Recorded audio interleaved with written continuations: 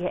छत्तीसगढ़ की हम बात करेंगे। छत्तीसगढ़ का जशपुर जिला अपनी कुदरती खूबसूरती के लिए तो मशहूर है, लेकिन अब यहाँ की चाय की महक भी देश भर में फैल रही है। जी हाँ, असम और दार्जिलिंग के बाद अब जशपुर में भी चाय की खेती और उत्पादन शुरू हो गया है, जिससे यहाँ के लोगों को रोजगार मिल रहा है। तो वहीं चाय की खेती देखने के लिए पर्यटक भी जशपुर पहुंच रहे हैं।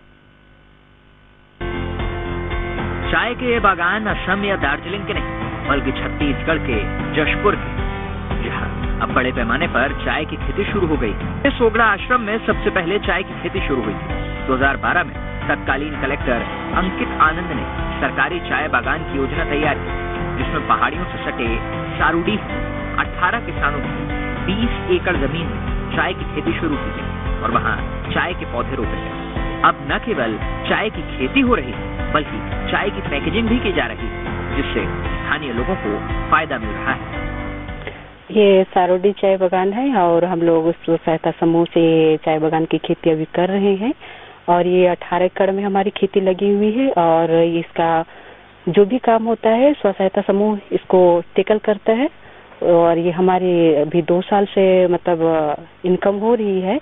और ये अभी इसका क्वालिटी मतलब 2 तरह की चाय बनती है, एक काली चाय और एक हरी चाय बनती है।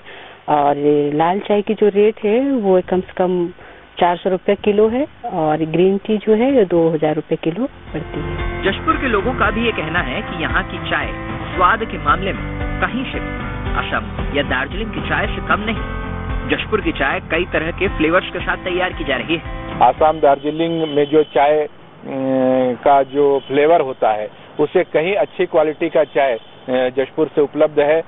कुछ अलग अलग प्रकार के फ्लेवर होते हैं चाय में, फिशरी फ्लेवर और आपका लेमन ग्रास का फ्लेवर, तो ये सारे फ्लेवर जशपुर के चाय में उपलब्ध हैं। जशपुर के कलेक्टर का कहना है कि 10 साल पहले शुरू हुई खेती में अब उत्पादन शुरू हो गया है। उन्होंने कहा कि आने वाले वक्त में चाय की खेती 120 एकड़ में की जाएगी। जो जशपुर जिले में सारूडी है वहाँ पर जो 10 एकड़ में चाय की खेती है वो लगभग 10 साल पहले लगाया गया था और अब जो है उसमें उत्पादन चालू हो गया है। और एक बालक छापर में चाय का प्रोसेसिंग यूनिट भी चालू हो चुका है, जहां पर चाय सारूडी से तोड़ने के बाद बालक छापर में जाता है और वहां से फिर पैकेजिंग के बाद सेल हो रहा है। इससे जो वहाँ के जो भूमि स्वामी किसान थे उनको अच्छा खासा लाभ होगा। और भी जगह चाय की खेती इस साल प्रारंभ की जा रही है, जिसमें लगभग 100 एकड़ में कुल मिला के एक बालक छापर में 20 एकड़ है, गुट्री में 30 एकड़ है और कांटा बेल में भी ये वर्तमान में 40 एकड़ है, लेकिन इसको बढ़ाकर लगभग 120 एकड़ किया जाएगा। वहीं डीएफओ का कहना है कि सारूडी में तैयार होने वाली चाय अलग अलग दाम पर बेची जा रही है।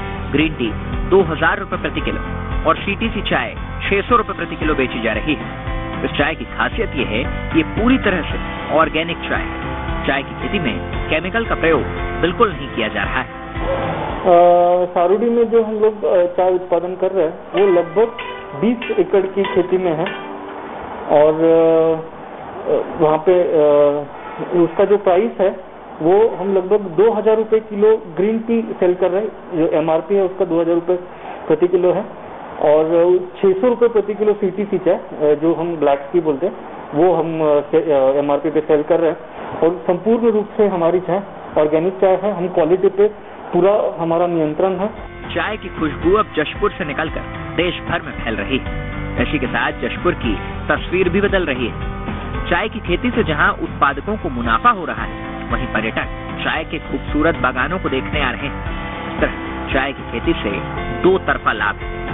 जशपुर से योगेश थवायत के साथ टीम न्यूज़ से।